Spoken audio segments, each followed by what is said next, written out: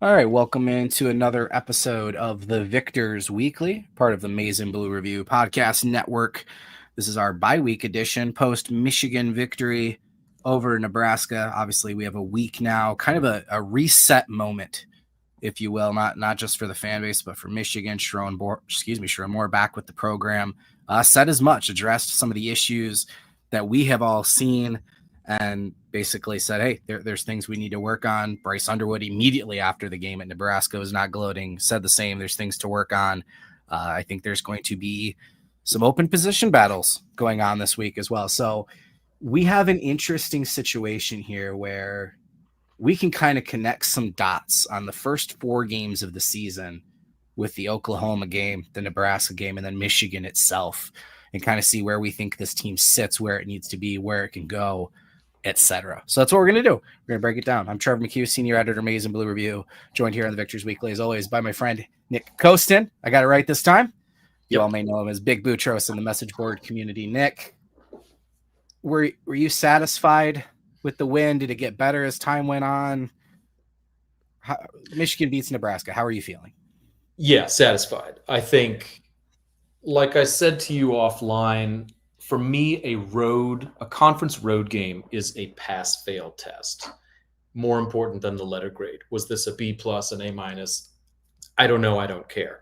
The fact is, when you have a second shot at a road test, and once again, as with Oklahoma, you're going into Nebraska. They're undefeated. They've got momentum. They've got a lot of juice. This is the game that they've circled as a win that they need to get the wind back in their program sails, and you don't give it to them, right? You get the win. So that is a pass. That is a pass on the pass-fail test. I am satisfied with the win. Is it getting better or worse sort of taste in my mouth? Better. It's just got to be better. I've had this argument, and I think somebody's going to pop into the comments as this episode gets rolling. But I think the biggest argument that I've had about the Nebraska game from the Michigan perspective is, are the errors threats to repeat and metastasize, or are they one-offs? And in the case of the end of half Hail Mary, which I think is the big error that everybody talked about, I know I'm the guy who's always concerned about jinxes, but to me, it was so loud of an error, so uniquely and robustly destructive on the scoreboard, that I think it's the kind of thing that merits a wake-up call. It was the first question Sharon Moore got in his press conference back from suspension. So I have moderate confidence that that kind of thing is not going to repeat. So the same person I was arguing with about that particular play noted Michigan's post-game win expectancy in this Nebraska game, 73%, a healthy victory. That Hail Mary was worth 20 percentage points of win expectancy. So without that play, you're looking at a 90-10 likelihood of Michigan victory. So it was a down-to-down outperformance. It was a robust win on the road against an undefeated conference opponent that was really looking for juice. Pass. Satisfied. Yeah. I don't think this is going to be a ground-shaking theory, but when you're watching a game and the win is not assured, it's going to be more stressful, and those errors are going to be more frustrating because they are potentially costing you the game. So once the win is now done and they have won, I care significantly less about those errors, right? Yeah, because I'm with you. I think they can be corrected, or their mistakes. If I can get a list of mistakes to learn from and a win, I don't have to lose like I did against Oklahoma to get all these learning lessons. I'm happy. In bigger picture, without getting into the macro, which we will definitely do, at the start of the year, I said, if they go 3-1 to the bye week, that's a clear benchmark in this season, that bye week, because you have your 2 road games, you have your first conference game, Sharon Moore comes back. That's your clear boom, right?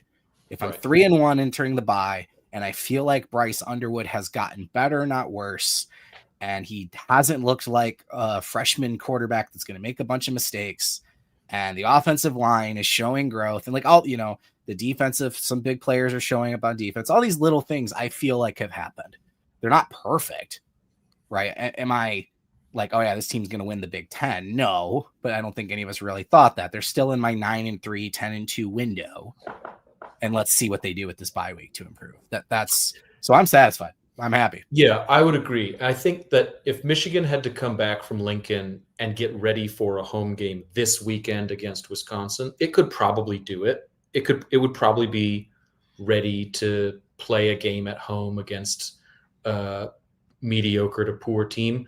But it's really nice timing that it doesn't have to. I think that this is probably the most perfectly placed bye week the program has had in my memory, where especially with some of the it's an opportunity to get healthy. Yeah. It's an opportunity to your point, you relish a win, but it gives you so much data to improve upon, right? Yes. And this is a really common feature in basketball coaches, and I'm sure it's the same with football coaches, where a lot of coaches love and prefer ugly wins so that they can dig into their guys just viciously, right? Because at the bottom of it all, it's like, well, we still got the win, right? The love is still there. This is an embrace. You don't learn anything in blowout victories. Right. Yeah. I mean, if you're wrong, I wish they blew out Nebraska, but well, if you're 23 Michigan and you win every game in a blowout, cool. Like, you're just the best team in the country. But if you're not at that level yet, if you're growing a young team and you're building an offense around a freshman quarterback, you absolutely want those at-bats where you get more opportunities to learn and grow. Yeah. And so, yeah, I think that this bye week is just really, really well-timed. Physical health, mental health, and, sit with the feedback of your 3 wins and 1 loss. We've already seen, I think, a lot of growth from the loss till now. We were holding our breath to see if the Central Michigan performance had more to do with the overmatched opponent than Michigan. I think we're seeing incredible strides from the offensive line. So now that we know, and this is a sort of my segue into keeping an eye on Oklahoma, which is something that we've wanted to do all season. Now that we've seen Oklahoma against a fellow, SP plus teenager in Auburn, you can really see, in the context of the nation and offensive line performances around the country, you can see how Michigan is coming along. It survived. It took its lumps against Oklahoma. It dominated Central, and then it dominated Nebraska in Lincoln. Yeah, and players in particular that I've called out, Greg Crippen, it had a phenomenal game, arguably the best of his career, and people that I think have called him out even more harshly than me have said as much. The position of concern at right guard, I think, has been solved by Jake Guarnera. When Giovanni El Hadi comes back healthy, he's going back to the left guard spot. I don't think he is someone who could lose his position due to injury, because he was Michigan's best offensive lineman, and I would say clearly their best offensive lineman before he got hurt. While Brady Norton, who was dressed and practiced, and even Nathan Afobe playing left guard right now, I think they could, even though they were the 2 starting at the beginning, I think they could lose their job, and I think Jake Guarnera has won it, in my opinion. Crippen, I do too. Crippen arguably played better because Jake was next to him. There were a couple plays where they seemed to work well in tandem, right? So that's the point is, and this is a great, this is where guys like Scar and Dew are so much more well-versed in this. Offensive line is such an elaborate position group. It really is. Yeah. But it's also, it's arguably, particularly on offense, it's arguably the one spot on the team where teamwork matters the most, where it's absolutely a team position and a team game, where 2 guys who individually might grade out in a certain way, but if they play next to each other cohesively, more so, And to your point, Crippen and Guarnera, they look like battery mates of 10 years. I mean, they look like they've been playing offensive line next to each other for a decade. So that is just a revelation in the best sense. And what excites me about that is El Hadi next to an elevated Crippen. Now I have a strong interior, and like this domino effect. Now maybe Evan Link, who hasn't played terrible, has been good enough, right? He's never as bad as people say, but he's played pretty well. And Sprague, who's getting better every week, all of a sudden, hey, maybe this has been resolved. So, all right, let's start with let's connect some dots. Let's start with Oklahoma, Sure. It's going to feel like we're looking back to that game in some ways, but I think more importantly, the Auburn game that they just played, right?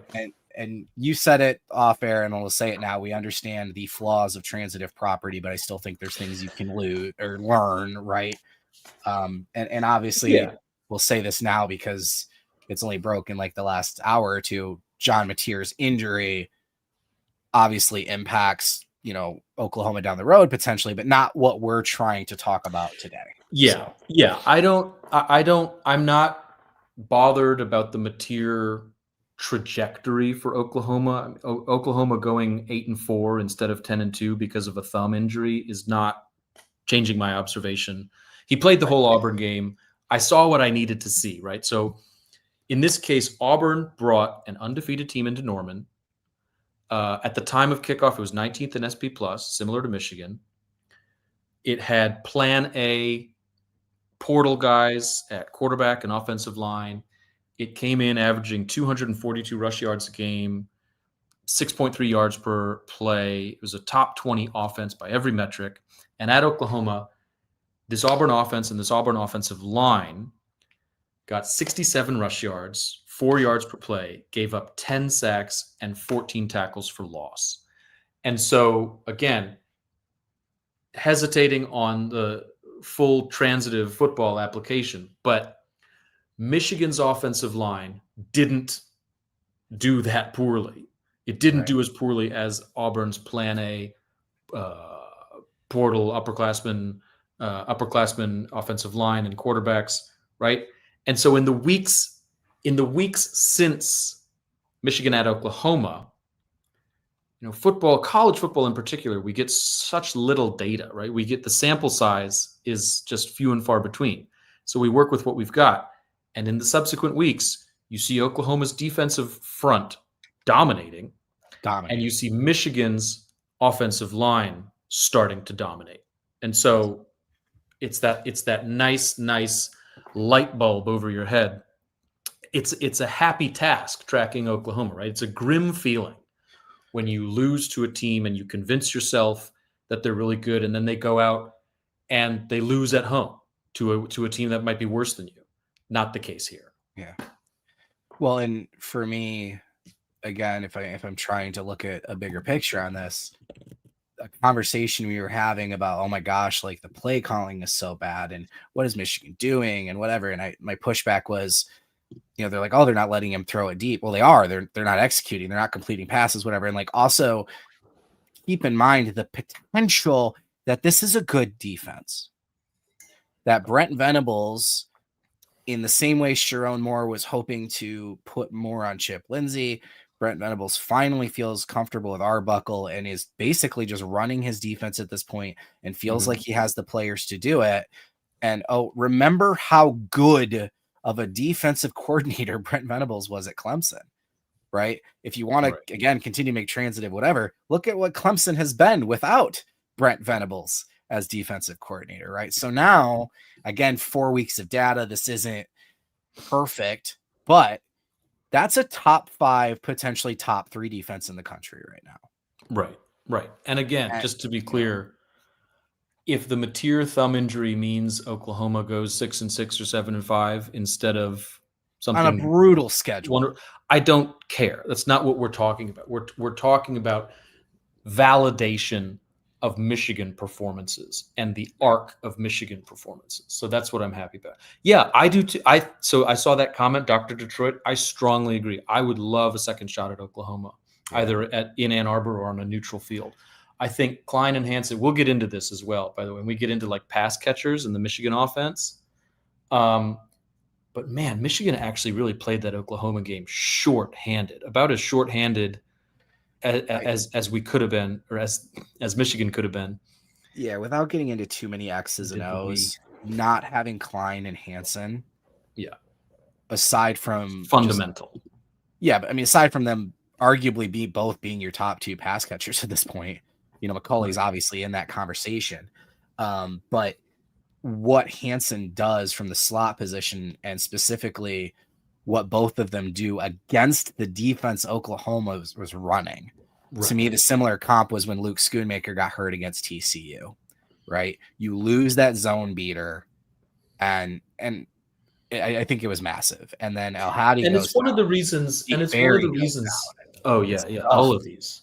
But it's one of the reasons why I would again say, in an answer to the Nebraska pass-fail question, it's a pass, I'm totally satisfied, is because that pregame injury report was equally devastating. Again, out of the blue, Hogan Hansen, he had practiced all week. Now he misses the Nebraska game. You think, again, this is our plan A pass catcher. This is our plan A offense. Klein is still heavily wrapped up. On the board, I was literally saying all week, like, the reason I'm so confident is because of Hogan Hansen. Right, exactly. And I know some people are like, oh, why are we freaking out? He hasn't done that much this year. Yeah, but he's that X factor, because him in the slot, which is what Chip Lindsey prefers, a pass catching tight end in the slot, who is typically the second receiver in his offense. Samaj Morgan is not wide receiver 2 anymore. Samaj Morgan is very, very good at what he's very good at, and Chip Lindsey has shown the ability to utilize those things. It's not good when you need him to do more than that, right? Right. And I think if you have Hansen in the slot, you can just use Samaj the way you need to use him to help you win. And I think Donovan McCulley becomes less of a safety blanket and more of that big outside X receiver that you brought him in to be, because Klein is also in line, right? It just, and then maybe Channing Goodwin. I mean, he's been getting open. We'll get into all of that. But I think it's another domino effect. But I wanted to ask you one thing you said, because obviously I think, and this will probably be a thread as far as people's frustration with the defense, obviously the passing yards and the big plays that have been allowed. You said Auburn did better defensively against Oklahoma than Michigan did. They have the same problem where we said the formula: you pressure Mateer, he's only going to throw the ball half the time, he's going to get sacked half, he's going to throw, incompletions, picks, but it's the same thing. They didn't sack Mateer, right? We haven't seen that thread from his previous points in his career transfer over. But what did Auburn do better than Michigan did? Because obviously they're in the game till the very end when they give up that safety.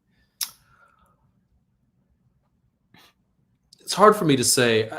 I think I'm in a better position to sort of speak to where Michigan has gotten better week to week in the back seven. I don't know as much about Auburn as a team, but they kept more in front of them. They kept Oklahoma between the hashes.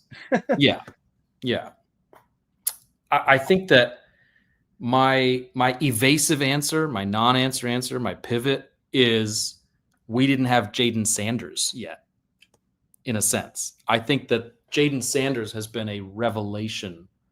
I've used that word twice now. Because the way they were using him in Oklahoma was almost like he was playing off so far.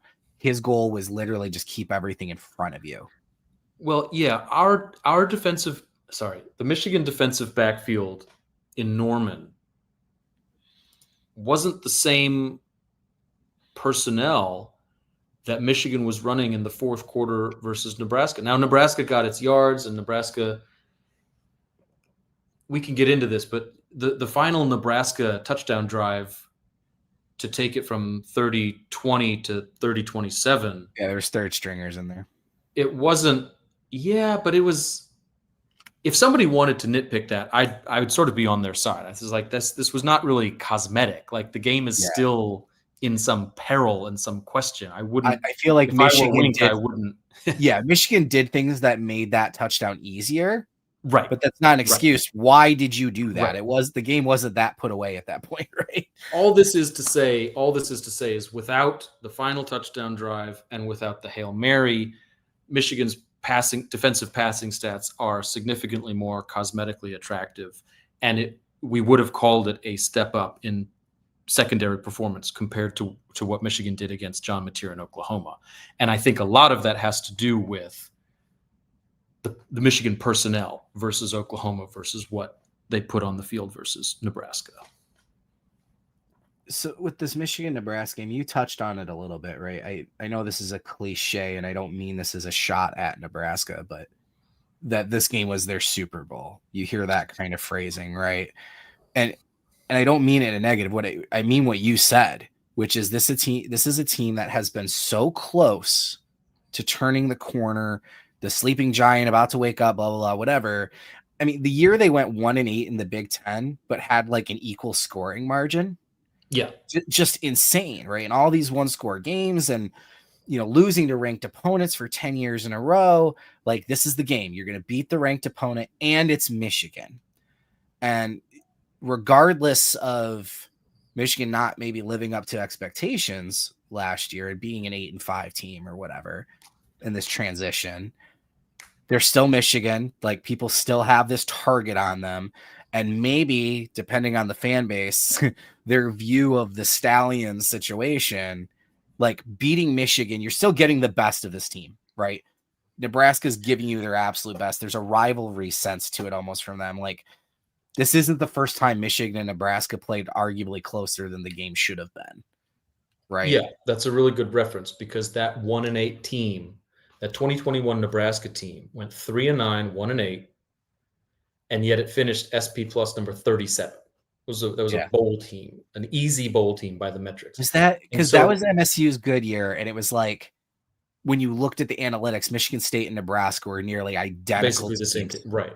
But one was, yeah. Remembering that particular 2021 game where Michigan went to Lincoln at night, one of the reasons I don't care about the cosmetics of the win, I don't have a letter grade, it's a pass-fail, and they passed. One of the reasons I also don't care about tracking Nebraska as hard as Oklahoma, perhaps, is because in 2021, Michigan fans, Michigan community wasn't sure what kind of team the 2021 team was yet, right? That's a good point. It was early in the year. What happened, what turned out to be a Nebraska team that went 3-9, 1-8, and a Michigan team that went 12-2 and won the Big Ten. That game also ended with a 3-point margin of victory for Michigan, right? That was 32-29. And that had bizarre high leverage stuff. Michigan won the game. Fumble?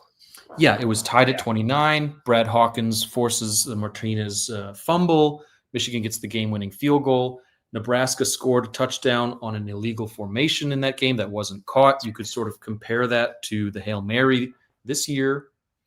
Although, of course, the Hail Mary was not a rules violation. That was just Michigan's own fault. But the point is, Michigan plays in Lincoln. Weird stuff happens. The margin is close. And it doesn't really matter how good either team is. It's just going to turn out that way. So Michigan could go on to have a great season. Nebraska might not be back. And I don't care. You know what I mean? It is the conference opener on the road, a venue that is just peculiar, and you got the dub, so you pass. My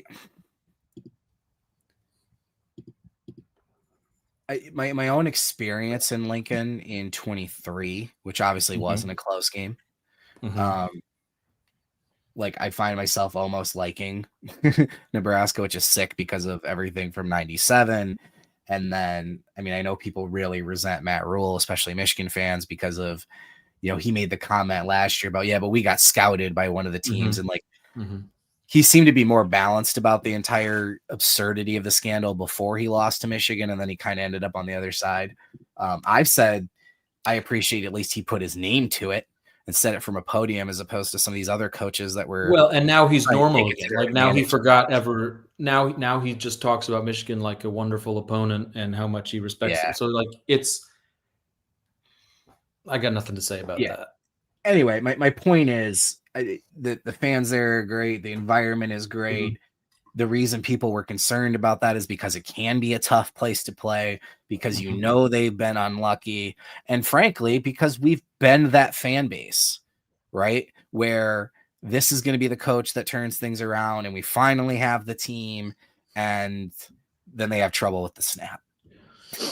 or whatever, the run of 08 through 15, obviously 15 bumps up their runs just a little bit longer, but they obviously feel like they're a blue blood, that they deserve to get over it, and they play like it. That team knew what was on the line, so I knew that would be a close game, and that's why I'm like, you know what, I'm satisfied with it. And I think largely too,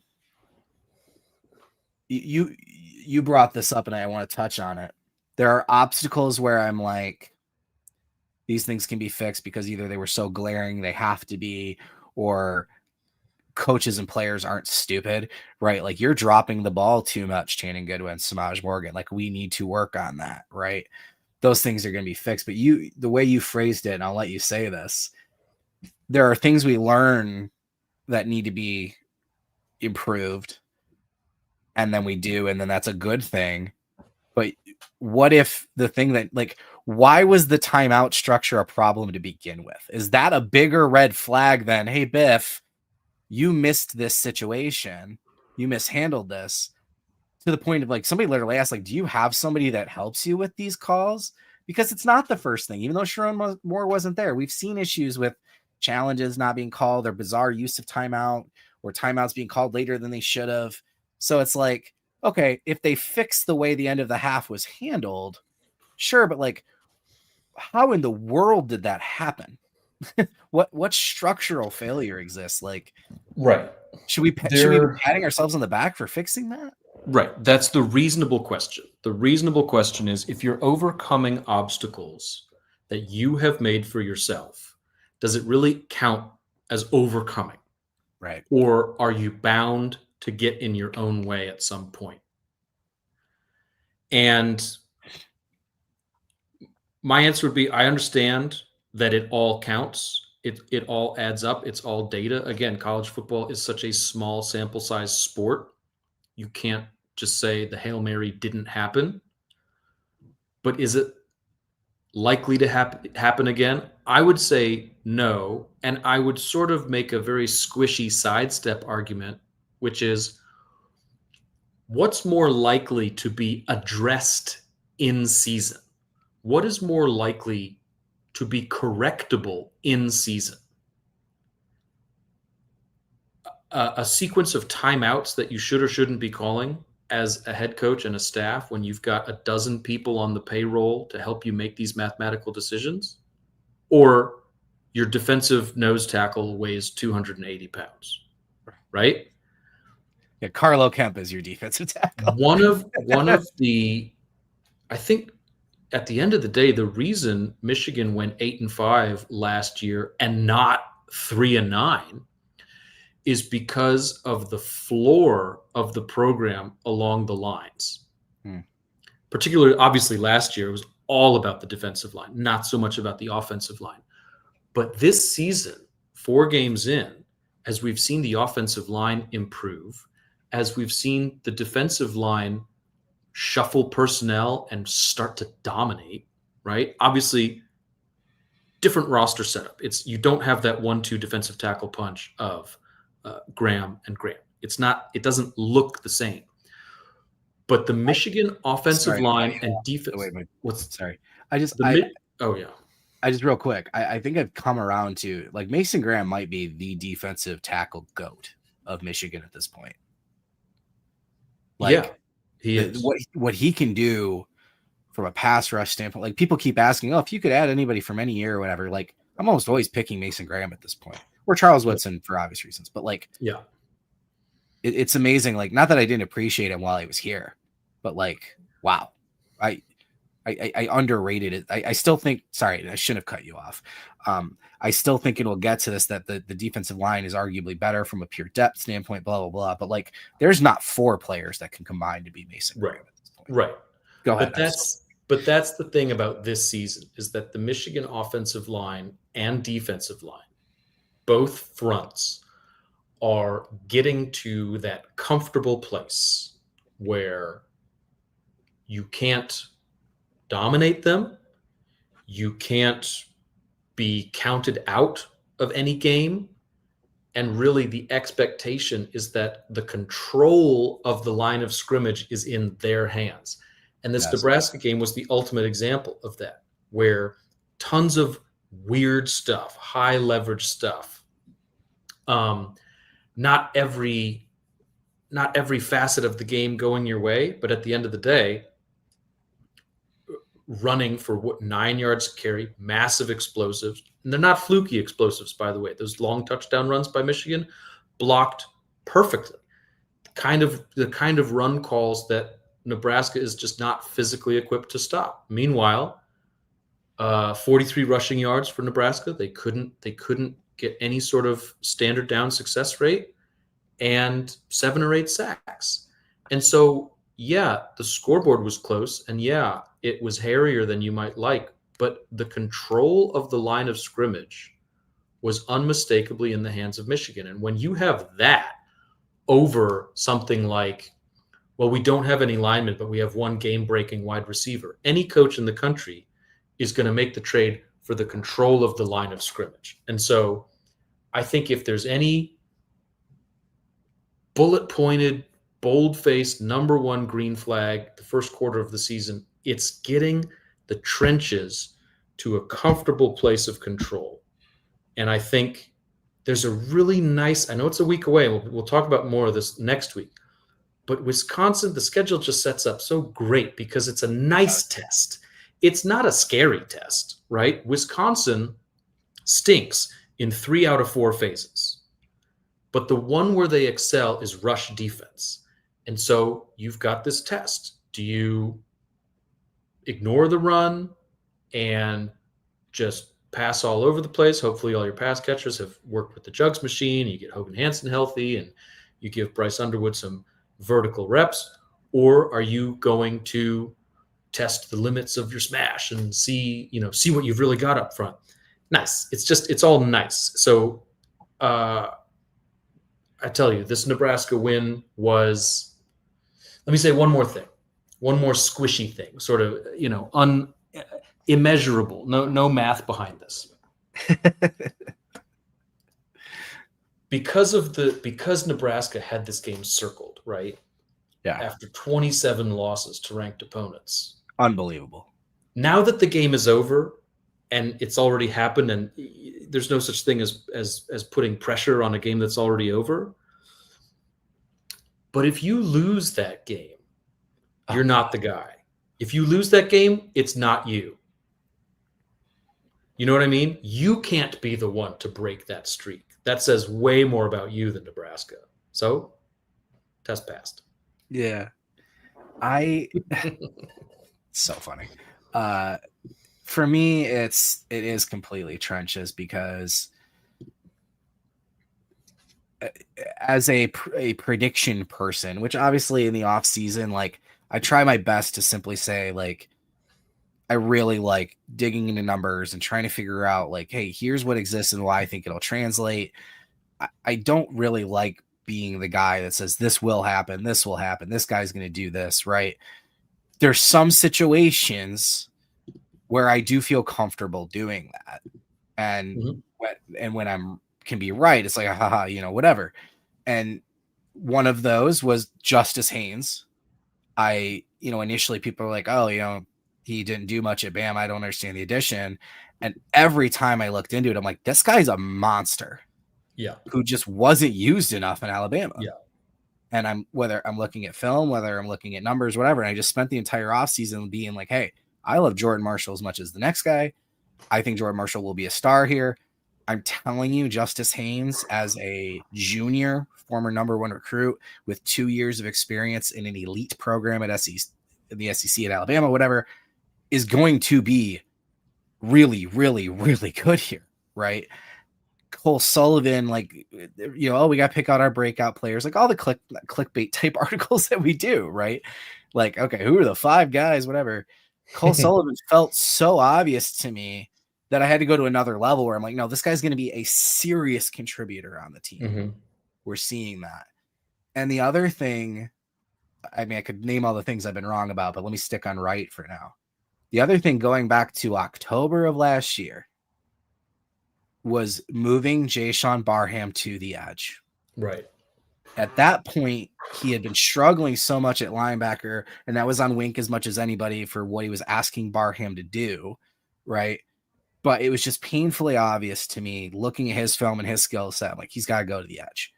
And then Jim Nagy, who at the time was still the director of the Reese's Senior Bowl, former Michigan grad, now general manager of Oklahoma, responded and said, "Yep, agreed." Told me absolutely, like he's a potential first round pick if he moves to the edge. And I'm like, okay, I don't care if you believe me or not. Like, this is the guy telling you that, right?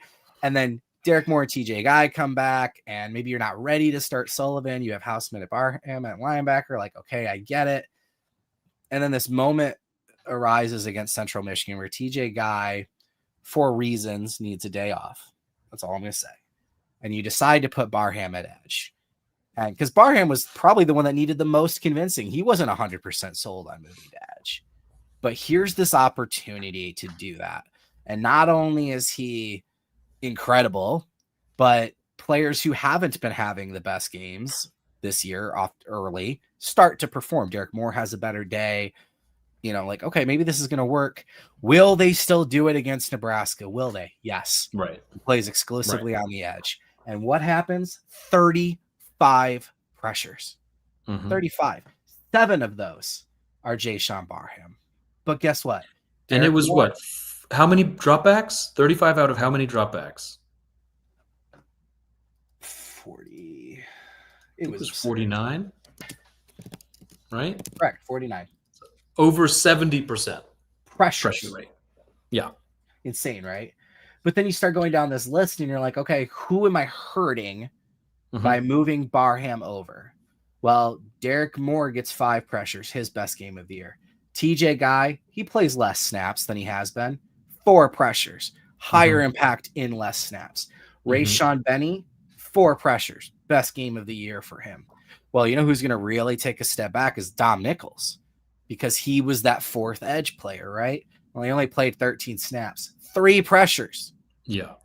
In just 13 snaps, right? Well, Cam Brandt, maybe 3 pressures. So 12, 22 pressures from 4 edge players.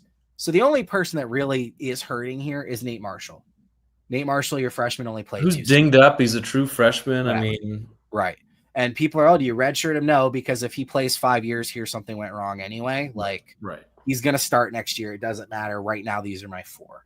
Cole Sullivan still isn't playing enough snaps, in my opinion. Right. But now he goes from 27 snaps to 27. Right. Yeah. He needs 60 he gets another interception, tackle for loss. He's leading your team in sacks, interceptions. He's a top 5 passer. I mean, he's arguably, I put this on our board at Maize and Blue Review where someone's like, I wouldn't say he's the best defender. No, but in terms of just pure data output, pound for pound fighter, right? He is without a doubt Michigan's number 1 defender right now. Yeah. And he's played the 19th most snaps. Right. So I'm reminded of last year when, and this was a masterstroke that I don't think anybody would have foreseen. Will Johnson's hurt consistently, and Wink moves Zeke Berry from nickel, where he's been struggling, to outside corner, field corner, CB1, and he does excellent. He moves Makari Page to nickel, a safety who arguably the one thing he hasn't been great at is coverage, and oh my gosh, he's amazing at it.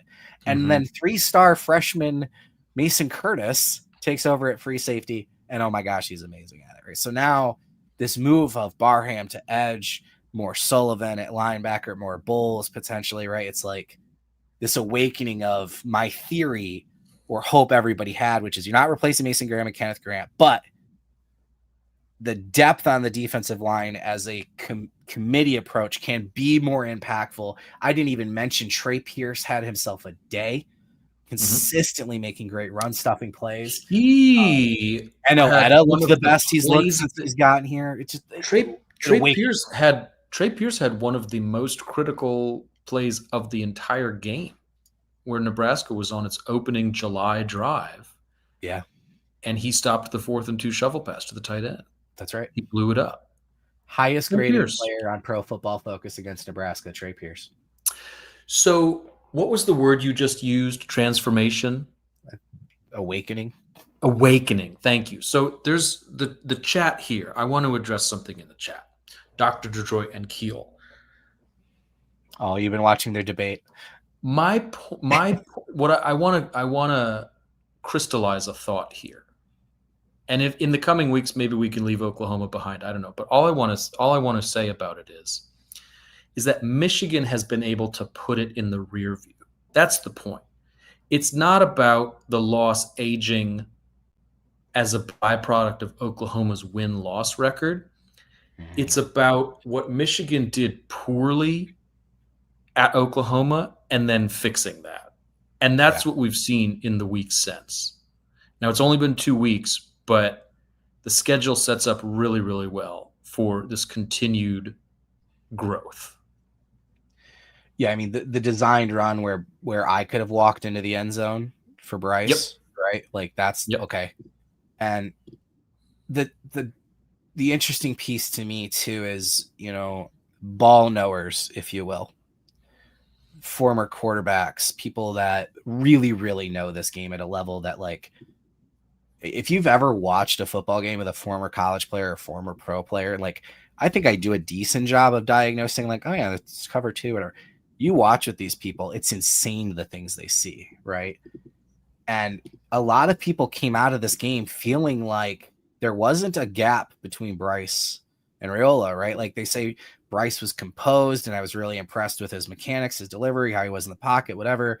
Raiola seemed flustered and was doing some odd things, whatever. Statistically, Raiola absolutely crushed Underwood, right? Like, if you didn't watch the game, you would never have that takeaway.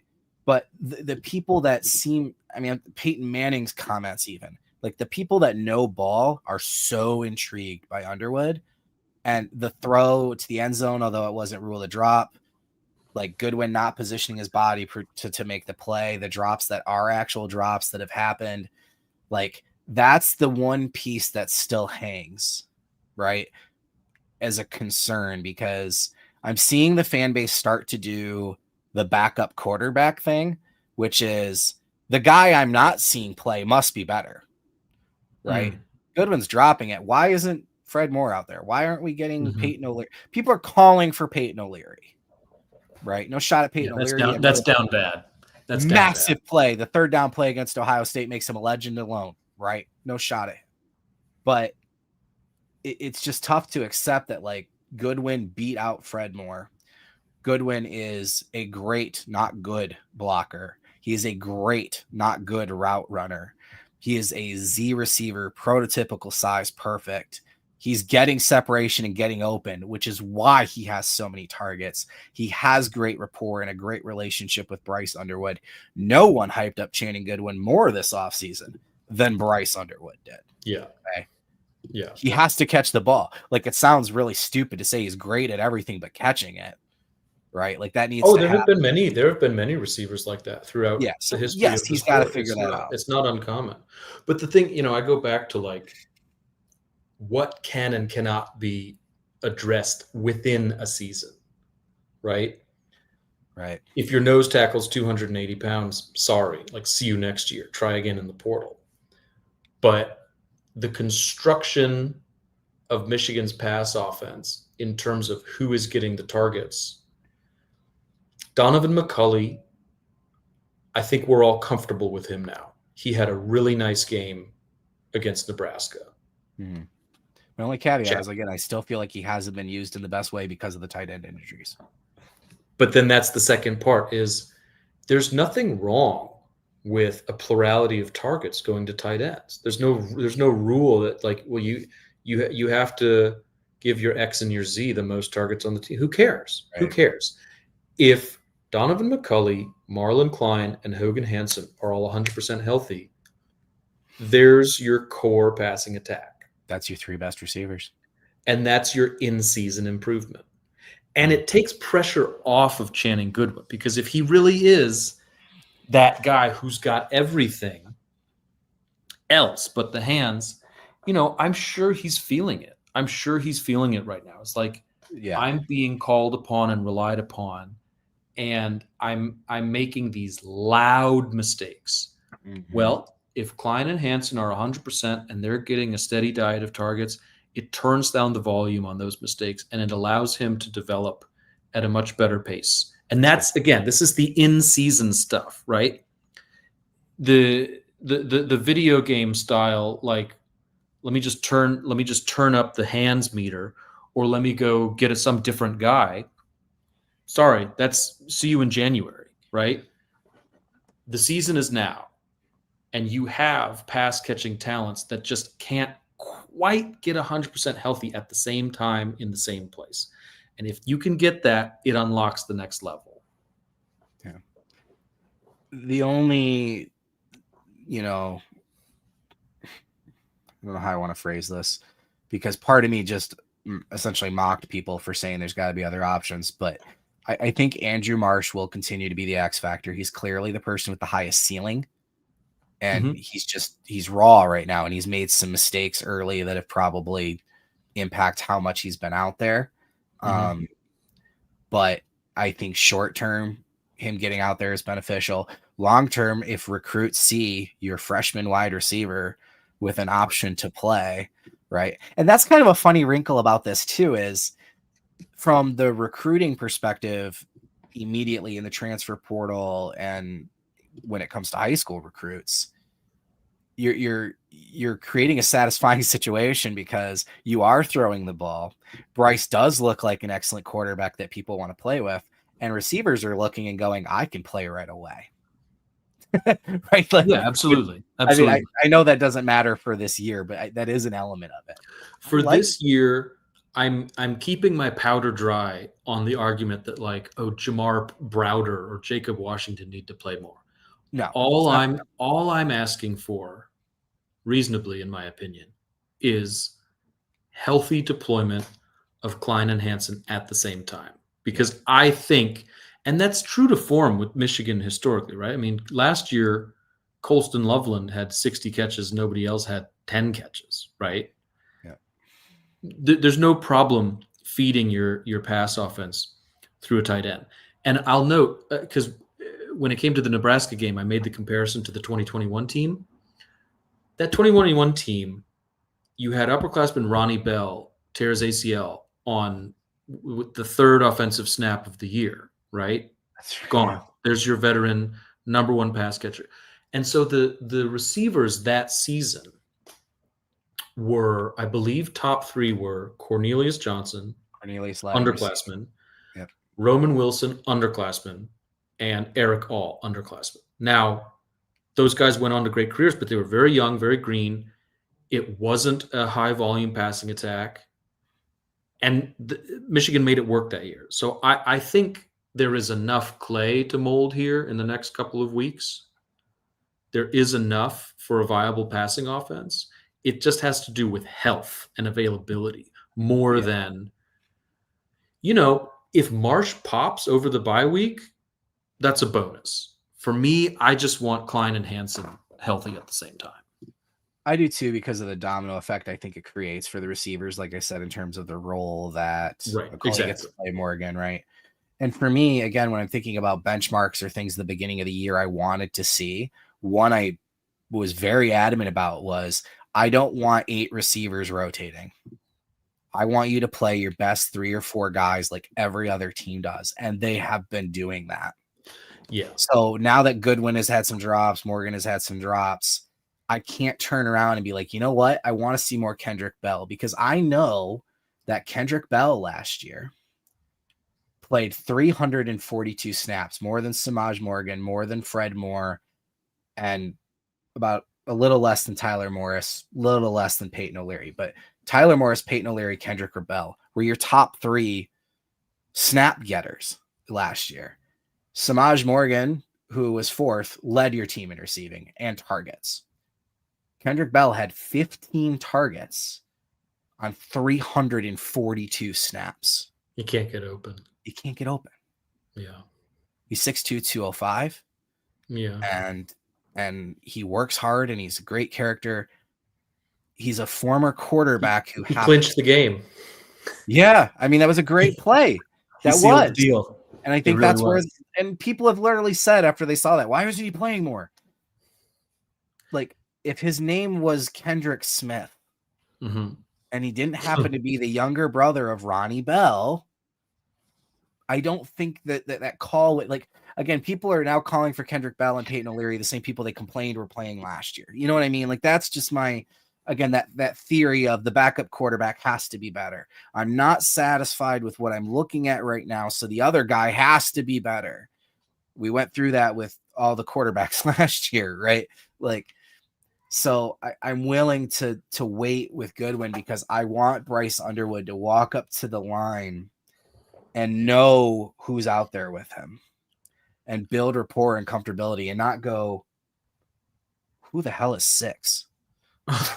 Right. You know what I mean? So, but look, there's got to be pressure on him in this bye week, right? Sure. I think right guard is an open position battle at this point. I think Warner has earned it, but it needs to be treated that way. Yeah. Evan Link arguably should feel pressure from Blake Frazier. Yep. Not saying it's 50-50, but he should feel pressure. And Channing Goodwin should feel pressure from Andrew Marsh, right? That's all fair. Yeah. I'll just note again from the chat, we have a wide receiver expert, I think, chiming in. I think maybe it's his brother. Is that shade at us? Well, that makes him an expert. What? Amara Darbo's brother? Is he agreeing? Is he agreeing or disagreeing with us? The good Lord? Yeah. Okay. Who knows? He might be eating some of his wife's delicious food right now, and typed "Good Lord" because it's so good. Well, and not even listening to us. I don't know. This is a good opportunity. This is a good opportunity. I think. I love you, Darbo. This brings up something, which is that what a nice hire was Chip Lindsey. Yeah. How nicely has he cooked the last 2 weeks? He's agreeing. Okay, good. To your point, you didn't want to see an 8-man wide receiver rotation. You want something decisive. He's been a decisive coordinator, and it's been a really nice pairing with Sharon Moore. We talk on this podcast often about red flags and green flags. And I think the symbiosis. I got to get flags to wave during the. Yeah, honestly. I think Chip Lindsey coming into a program as an external hire, never been here before. It's a cold call relationship, that forms. He's easily the most experienced coordinator hire in Michigan football history. Yeah, and I think the last 2 weeks, I think the way that he called the game at Nebraska was one of, again, because you and I we're medium ball knowers, but even to a room of dudes just watching on TV, shout out to my good friend Kevin McCarthy, happy 40th birthday. We were all like, this dude is cooking. This guy is calling a fantastic game. Yeah, there's a sense of rhythm, of purpose, the tendency breakers, the intent is there. They don't necessarily always work. We ran away from Max Bredesen a few times, which you never see, right? Mm-hmm. But there was purpose to almost everything, right? There wasn't a what in the world moment. A light bulb went off in my head while we were talking just now because the wide receiver rotation I just talked about. The other one, I mean, my stock reports that I put out weekly, I was beating this drum about Kalel Mullings and Donovan Edwards. That it's not a matter of Mullings is better at this, Edward, whatever. There was a way to use them properly. And I felt like they were trying to force Edwards into being the early down number one, whatever. And I remember, was it USC he broke the long run? Yes. Edwards did. Okay. Oh, Edwards did. I don't remember. Either way, I had been preaching at this point for multiple weeks that Kalel Mullings, and I had the data to back it up, that Donovan Edwards as a running back 2, which I classified as being used in spell situations. So later in drives, not on first downs and third down situations, whatever, his yard per carry was significantly higher. Broken tackles higher, yards after contact higher. He almost visibly, body language wise, seemed to respond to seeing Kalel Mullings do well. Right. Mm-hmm. So I said, you start with Mullings, and then when you go with tempo, you send Edwards out there and he breaks one. And sure enough, it happened. Right. And with the running backs this year, as much as we knew the talk was running back 1A and 1B, we also said, look, there's going to be I told everyone, I think it's going to be a high hand approach. They're not going to force Jordan Marshall. They're not going to force Justice Haynes, right? Justice Haynes has clearly been the hotter hand, right? But they haven't given up on Marshall, and they've brought him along in the last 2 games. And another one of these like pat on myself, haha, ball knower moments was somebody brought out that, Haynes had been testing the tackles, whatever. And it was like on the next drive, what do we do? I'm like, you brought up the smaller defensive tackles for Nebraska. I said, it's time. This defense is worn down a little bit. Jordan Marshall is a tougher back up the middle. It's time to run him up the middle. And sure enough, Marshall came out, boom, long touchdown run. Yep. And to me, that wasn't, haha, I called that, look what I know. I mean, yes, it was. Like, I love being right. But to me, that was obvious, and Chip did it. Yep. Right? Like that was something where, like, me, as to your point, again, a medium ball knower, knew this is the right time to deploy this player. Here's an offensive coordinator who the biggest thing everybody said was great about Chip was his ability to adapt to his players' strengths. And here he was using his players as weapons, as chess pieces, that even if I only give you 7 carries, Jordan Marshall, I'm going to give them to you at a point that helps me win a football game. And that was exactly what they did. And now his confidence, again, in terms of positivity going into a bye week, Justice Haynes is a top 3 running back in the country. Jordan Marshall in those last 2 games found himself in his confidence and is happy in his role and is going to continue to get better, in my opinion. They're both running better because they're running behind an improved offensive line. And it's like, okay, we found something. This is trending in the correct way. And as much as we want Bryce in the passing game to significantly improve, Michigan wins football games with dominating offensive line, running the football, and a dominating defense. And guess what they've shown after 4 weeks of football? Right. They're better off today than they were at this point last year. Yes. Right? Like, this is post Nebraska, in my opinion.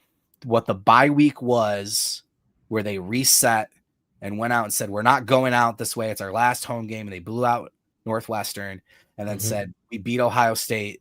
That's what we care about. 365, 24/7. And then they beat Ohio State. It's almost like they're at that point this year, but they're arguably a little bit ahead in this bye week. And to your point, the next 5 games just set up perfectly where we could be, in my opinion, travel to USC, win, beat maybe an electric Washington that comes to your house, but you could be 9-1. Excuse me. You could be 10-1 when Ohio State comes to Ann Arbor at this point.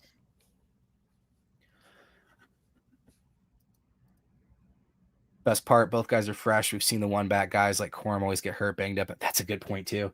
As good as Haynes has been, he really hasn't ran it that much. He's not getting 25, 30 carries a game like Blake Corum did. Michigan defense needs to decide if they're going to spill or box on the edge. I think that if you want to put up I'm going to say yellow flag for Jayshawn Barham, he does have to learn what signs are play, what signs are pass, and do a little bit better job setting the edge. Scar and Dew did an excellent job analyzing that on their show earlier today. If you check on the Maize Blue channel, Scar and Dew did a film review and covered that pretty well as far as what Barham needs to work on, in my opinion. But,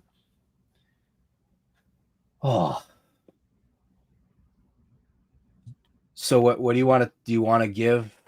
So yeah, right. on your ready to wrap up. I'm going to wrap up with something has nothing to do with Michigan, and I don't want to get screenshotted, so I'm not going to phrase this smack. This is going to be good. No. This will be I'm not going to go Stephen A. But basically, revisiting Nebraska, previewing the Michigan game, Nebraska hosting Michigan. The score hasn't gone final yet. The game hasn't kicked off yet, right? Right.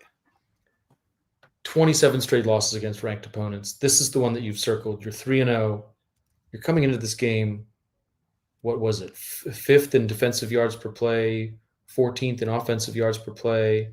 Yeah, you had that opening sort of blunder escape against Cincinnati, but you crushed the next two, doing what you're supposed to do. This is the game where you're putting it all on the line, and you don't get it, and you lose. And now it's 28 straight, and it's back to square one. So my question is, and I wonder if Nebraska rivals, visitors will watch this or anything, but is there going to be a sort of critical reassessment of Matt Rule and the way that he has approached his division of labor and his usage of time this year? Yeah. Because what is abundantly clear to me is that he himself circled this game, and he himself bought into this Matt Rule year 3 thing. Because he's spending some time, I don't know the number. I'm not going to say it's 20 hours or whatever, but he's spending time per week hosting his own podcast, guesting on other national podcasts. He's doing quite a lot of podcasting. The week of the Michigan game, he flew from Lincoln to Las Vegas and back again, something like 4:00 in the morning for a boxing match. And I guess one of the boxers is a state of Nebraska or University of Nebraska native graduate. Yeah. He's from Omaha. Bud Crawford. And so I just do this. Like, so what? So what? Who cares? Yeah. And to me, what it seems to me like is he got himself stuck in this character, which is like the cool dude recruiter from 2007. Pre-NIL, where the objective is to ingratiate yourself online and come across as young and plugged in. And then this game happened, and it's like, well, wait a second. We have a 280-pound defensive tackle. We just gave up 7 sacks. Like, at the end of the day, you're a head football coach, and your football team just got smushed up front on both sides. Why didn't you address this in the portal or in recruiting? Why is your 2026 recruiting class, if you're going to host podcasts all week and wear your chain, why is your 2026 recruiting class ranked 76th in the country? What is this character building towards? Why didn't you go away into a cave and bring out a badass football team? How are you going to stop the 27-game losing streak to ranked opponents playing this character? That's what I don't get. And like I said, I don't want to put it in a way like, ew, Matt Rule stinks. He's mid. He's never going to do anything. But it's just, it's my question. Like, now what? You circle this game. It didn't happen. What happens to this character? Because this character was clearly participating in a world and an environment and a scenario where Nebraska is all the way back, and it does break the streak, and it's a playoff contender and a title contender, and now they're 0-1 in the Big Ten. Who are you really? One, my first thought before I get to Rule specifically is how much you're reminding me of the dialogue around a 2017 or 2019 Jim Harbaugh, which is the quirkiness, the jumping in the pool, the climbing the trees, the going to the wrestling match, the signing of the stars, his own Twitter interactions he was having. All of those things are great when you're winning. And now they're easy targets for me when you don't. Right? And Jim Harbaugh very much was playing a character initially. The hanging out with Migos, right? And some of that.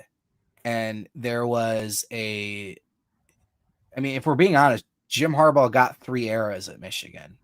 because of the fact he was such a successful football coach, because he was Jim Harbaugh and was already a Michigan legend, right? Yeah, where any other coach post 2017 probably feels a hot seat, unfairly or not. You lose the 2016 game to Ohio State. That was your window. You get another shot. Shea Patterson comes in 2018, 19, and then obviously things with 20, you get the bizarre pay cut, whatever, where anyone else probably would have been fired. And Jim Harbaugh 2021 comes back healthier. I'm not going to get into too much about this because the business doesn't matter. He's in a better place mentally, physically, everything. He's a better Jim Harbaugh. He looks significantly better. The cocky things that he's saying, he believes. It's not a character anymore. It's genuine. The team buys into this. He's rejuvenated by the people he has surrounded himself with on the staff, and it pays off on the field. And then they lose to Michigan State, and it almost all goes out the window. People were talking about firing Jim Harbaugh again when 2021 Michigan State loss happened, right? And instead, the team says, we probably don't beat Penn State. We probably don't beat Ohio State without that loss. But anyway, I'm reminded of that, where the things that the Nebraska fan base is accepting with Matt Rule now, maybe they don't moving on, right? I tend to agree, though, where, God, I never want to use the word soft, where I feel like when people say, oh, this team was soft, that this the perception of soft, because every single person on that team could whoop my butt, right? These are not soft people, but like there was something around the program where I was like, I don't think they're ready for this yet. And some of it's the whole baby Mahomes thing. And the fact that Rule even kind of pushed back on it and embraced it and act like it's a media narrative, where I wonder if another coach would pull him aside and be like, you want to be your own man? You want people to know you as Raiola and not this Mahomes thing? Bro, stop with the pregame stuff. Stop with the dressing like him. Stop, like, he would have seen that as a potential problem. But like, just the there's a fakeness to it, Brian, just a quintessential fake until you make it. There's this weird fakeness to it. Ryan Day and the Michigan rivalry, I don't think he actually hates Michigan. It feels fake to me, and I think that's an obstacle, right? I don't know. I'm with you. It'll be interesting to see, because you look at their schedule, they should beat Michigan State. They go on the road and play a Maryland team that might be ranked at that point. But is that the win? You beat Maryland. Is that the one that gets you over the hump? No. You know what? Well, that's the thing. I think the air at Penn State. The capital TW, the win. I think the air is out of that balloon. You know what I mean? It's punted to the next season again. Like, it's got, like, let's say Nebraska goes 8-4, 5-4. Is the win in there? Is that back half of the top 25? I don't know. But schedule-wise, you bring up Nebraska's schedule. This week is also a bye week. So it's for Michigan. Yep. And it's for Nebraska. But just like Sharon Moore came back from his suspension, had his Monday press conference, Matt Rule also had his Monday press conference. And he opened it essentially with a filibuster. Before taking any questions, he was rambling on and on about not accepting. It was a wonderful opening statement. I was like, wow, maybe I was wrong about this guy, because his opening filibuster was, I don't want to let my team be convinced that we were only a couple plays away. I think that's a trap. And I said, oh, you're right. I agree with that. And then the very first question comes about stopping the run, or what happened on Saturday. And Matt Rule replies, well, it was only 4 plays. So they ran for 180 yards on 4 plays. And if you take away those 4 plays, it was only 4 yards a carry. And I buried my face in my hand. I was like, okay, that's right. It's Ryan Day and Ohio State. It took you 12 seconds to lose your cool. Well, but again, that means he was saying what he thinks needed to be said, but didn't believe it. And then when you got him to go to his instinct, he shared what he actually believed, which is the excuses. I'd put it this way. I think they're very fortunate to have a bye this week. I think is going to take a bit of time to move on from this loss, and I'll be curious to see them in their next game. Yeah. Because I don't know about Nebraska, but I also wonder if it's not a Matt Rule problem, which is, and then there's no going back now because it's not the same landscape, but Nebraska leaving the Big 12 for the Big 10 and eliminating the Texas-Oklahoma recruiting map for them. pipeline. Yeah. They've never found, again, they're 76th, their 2026 class is ranked 76th right now. And you're right, they've never really found their recruiting footing because arguably their most successful post-Pelini coach was actually Mike Riley. Yes. Yes. Who had a miniature West Coast talent pipeline for a minute. Yeah. And Frost, obviously, they thought could capture. He knows Nebraska. That right. He was their Harbaugh. He was recruiting Florida. He was recruiting, and he would bring Florida with him. Exactly. So currently, there's a lot of like Chicago suburbs recruiting. Yeah. They've got Trey Taylor, 27 quarterback, who's sort of the highlight, and I think that's their latest footprint target. Chicagoland. Yeah. And like Blake brings up Missouri, the former Big 12 team, Missouri fans talking crap to Nebraska and how much better Missouri is because they can recruit to the SEC from where they are. I don't think Nebraska can recruit to the Big 10 from where they are. And I don't know. And they're so like, Iowa, you know what I mean? But like, they're so centralized that more West Coast teams. I mean, maybe that's the answer now. Maybe it's they have to get into California and sell playing against USC and UCLA and Washington and Oregon. I don't know what the answer is. Or they had a really good portal. Yeah. I mean, that's almost what they have to become as a team that rebrands itself every year in the portal. And, maybe we'll replay this episode in 4 months and it's January and they're in the playoff and they, Absolutely. The year 3 thing was real. But I just think this week took so much air out of that balloon. Yeah. No, you're right. Because, I mean, if their only other loss is Penn State and they do beat USC and they do beat Maryland, they probably are a playoff team. Yeah. So if you told me that they're going to go 9-3, I wouldn't be stunned, but I also wouldn't care. If you told me that they're going to collapse, I wouldn't be stunned and I wouldn't care. You know what I mean? So funny.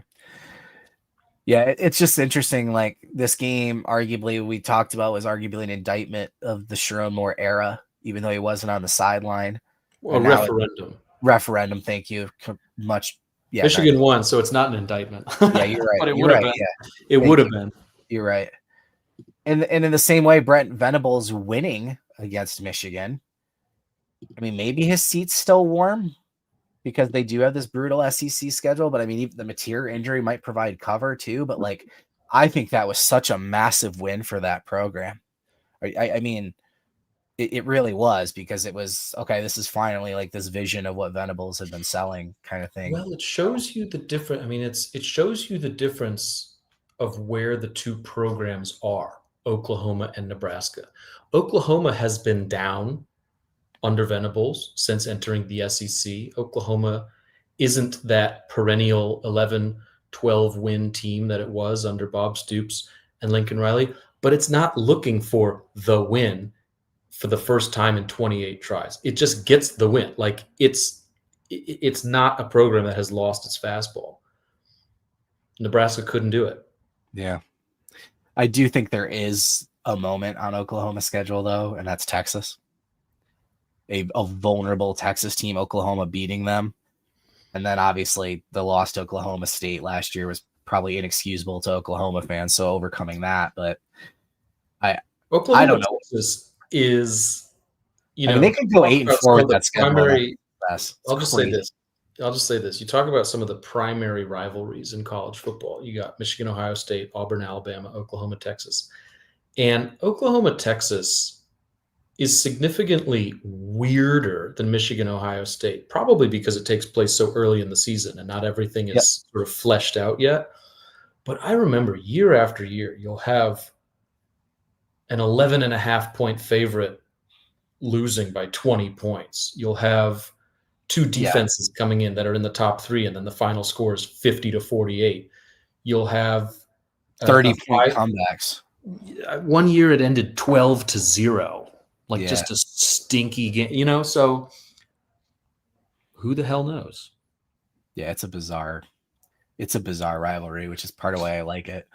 The old Cotton Bowl but okay, let's finish on this because we've spent a lot of time talking about the non-Michigan programs that are reflective of Michigan. Yeah. The bye week, the reset.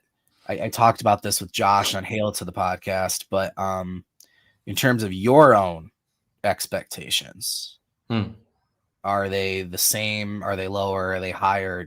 What are they? Like I said, coming into this, I had that 9-3, 10-2. I leaned 10-2. I very much thought 3-1 during this first part, leaving the door open for a USC loss because I am still picking Michigan to beat Ohio State.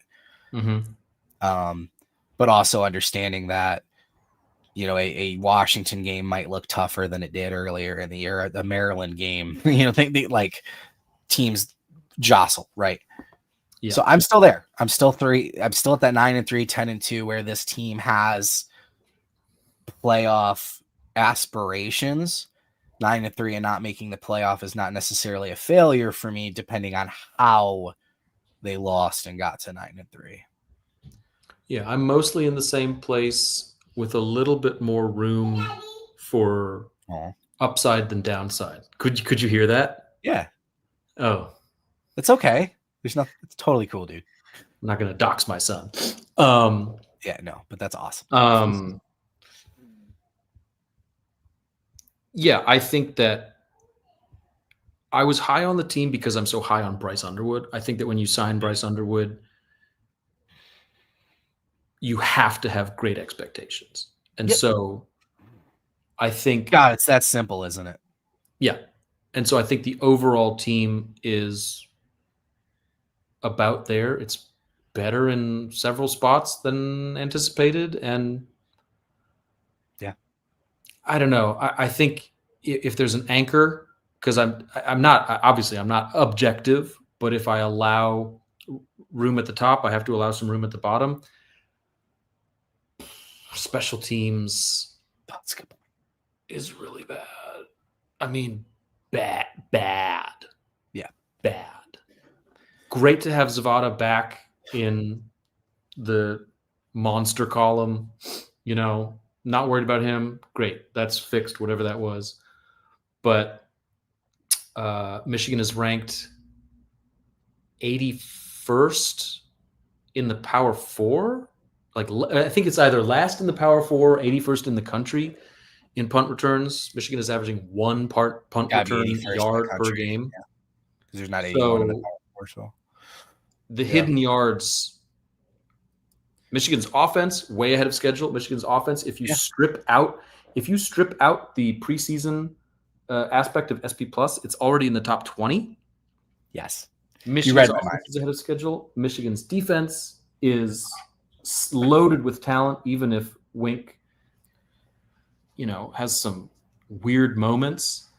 So 2 out of the 3 phases of the ball, you're like on schedule or ahead of schedule. Yep. In-season adjustments, I trust, can be made and will be made. Depth. But special teams is like not an insignificant part of the game, and Michigan is really bad at it. Really bad. Yeah, I mean, they've gotten to the point now, to me, like, especially on returns, Joe Taylor is the forfeit of return. It is just don't turn it over. Yeah. That's what him back there means, right? No, you and I both love SP Plus, and I'm really excited for the preseason elements to drop off because coming into the year, I said, look, so much of the comparison was if I add Bryce Underwood to last year's offense, what happens? Right? Do they beat Illinois? Do they beat Washington? Do they beat Indiana? And I think it's fair to say they win 2, if not 3 of those, and they're a playoff caliber team, right? So what does that mean in terms of SP Plus rankings? If I anticipate the defense is top 5 and I can have a top 40 offense, then I'm a top 10 to 15 team and playoff caliber, right? And through So it's 4 funny games, yeah. they're 38th offense right now. And like you said, dropping off the metrics of last year that are still impacting, they're better than that. And the defense is 8th, but the gap between 8th and 4th is almost nothing, right? So they're in that realm and trending in the right direction in the last couple games. So you're right. Now all of a sudden it's that Alabama Rose Bowl was where you muff the punt in those moments. It's like, and the why can't I think of his name? Jake Thaw. Thank you, the Jake Thaw moment. It's like, is this where we're heading in an Ohio State game now? Right. Or the USC. Well, it's funny too. You said top 40 on O and top 5 on D. I'm greedy on offense and forgiving on defense. So if the defense drops to like 12th, I don't care if you drop the preseason O and the Bryce machine and the Justice Haynes machine is like top 15. You know what I mean? Yeah. As long as it balances out, I don't care. Yeah. No, if the offense is top 20 and finds those explosive elements, I blew through the question a long time ago about can Michigan find the deep ball? And I think the answer is yes, because they have so many times. It is something that's always been a struggle. But even in 2015, where they were consistently dialing up the right play and just not connecting, towards the end of the year, Jake Rudock started hitting on some of those deep balls. Right. Wilton Spade started hitting, even Shea Patterson, when they actually, in the games where they were getting blown out all of a sudden, and fine, go ahead and chuck it to Nico. And it was like, oh yeah, maybe that'd be a great idea. And even JJ, we started as the year went on. So I just think that what the Goodwin missed to me, what the McCauley missed to me, like some of these moments, the play call was perfect. The timing was perfect, right? Like the offense was, the call was right. The execution wasn't. I think that can be fixed and that element will be added. And honestly, there's still, run plays and even some of the intermediate passes that became longer, they are so far ahead from last year in terms of explosiveness. It's crazy. So I'd love to see Michigan. Bryce. Oh yeah, this was in one of my group chats. How high up do I have to scroll for this? Michigan has more plays of 30 yards in 4 games this year than it did in 13 games last year.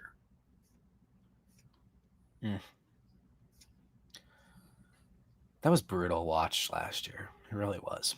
I don't think I've ever 12 plays of 30 yards or more through 4 games, equaling their total from all of last season. Wild. Yeah. With what feels like a lot of missed opportunities. They weren't even throwing. Yeah, people called back on. We'd already break the tie if there weren't a couple holding calls on some of these long Justice Haynes runs. So way ahead of schedule. I'm starting to give up on that. I tweeted something. Oh, you guys are always complaining. I'm like, I was just stating a fact that Michigan is dead last in the country right now in opponent penalties per game. Literally nobody gets. Yeah. And if you want to believe that's some weird backhanded punishment, sure. But like, you can't have 35 pressures, 7 sacks, and tell me no holding penalties. Yeah. Come on, man. Come on. But it's built into it, so whatever. All right. So we will be back next week. Ooh. Wisconsin preview. Yes. Wisconsin preview. Exactly. Preview. They're bad. Luke Fickell is $25 million buyout. I don't know if that's keeping his job. Next week's episode is going to be 45 seconds long. Well, that'll make up for this hour and a half long one that we did. Yeah. So, all right, sir. All right. So, again, those watching back live and or watching currently live and being part of the conversation, I appreciate you. Those watching back, if you want to be a part of the conversation, Tuesday at 6 seems to be the time we're going to try and shoot for, but so far so good. like, subscribe, notification bell when we go live, because we're in it now. Dennis, good afternoon, Michigan football. Scar and Do, when they do their film review, fantastic. Hail to the podcast on Sundays. And I am unbelievably excited that my good friend, Steven Toski the GOAT, no cap. There's nobody that does film review like Toski. He will be back tonight. Cut Ups is back, 8:30 p.m. on this channel. Co-host Darnell Porter will be joining him. You better have something else to do if you're not watching that. They're going to be breaking down the film from Nebraska. It's going to be phenomenal. You want to be a part of this channel, and you want to be a part of Maize Blue Review on on3.com as well, where we have our intel, recruiting coverage, everything. It's all coming together. Football season. It's looking good. So, as always, Nick, thank you, buddy. Still having fun. Go be a dad. Yep. I may do the same thing. Mine's probably asleep already. I'm probably going to go play video games. But my wife just texted me she needs the car keys. All right, thank you for watching, guys. We'll be back next week. The Victors Weekly. We appreciate you. See you.